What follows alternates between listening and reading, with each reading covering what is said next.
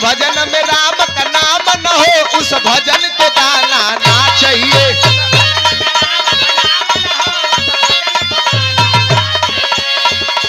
अरे बेटा कितना भी लायक हो उसे सर पे चढ़ाना ना चाहिए।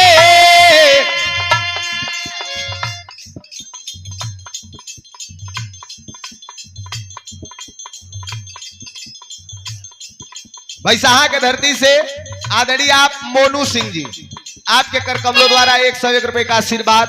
बहुत बहुत प्रणाम, उपस्थित जनता का प्रणाम।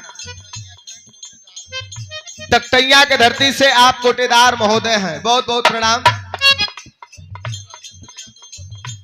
परबसपुर के धरती से राजेंद्र यादव जी 101 रुपया।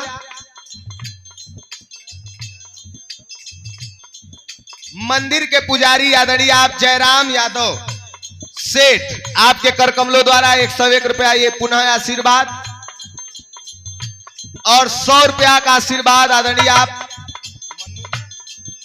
मुन्नू चमार, आप हमारे बाबूजी और आप शानदार प्रधान भी रहल हुए, जनता प्रतिनिधि हैं आप, आपके बहुत बहुत पलकी है। उपस्थित जनता का प्रणाम बा।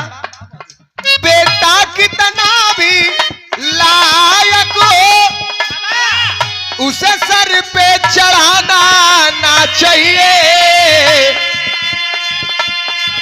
बेटी कितना भी सुंदर हो उसे घर घर घुमाना ना चाहिए। एक लाइन और। बेटी कितना भी सुंदर हो उसे घर घर घुमाना ना चाहिए। पत्नी कितना भी प्यारी हो, हम तो बताइबा के लिए हमार जादूगर है। पत्नी कितना भी प्यारी हो उसे भेद बताना ना चाहिए। पत्नी कितना भी प्यारी हो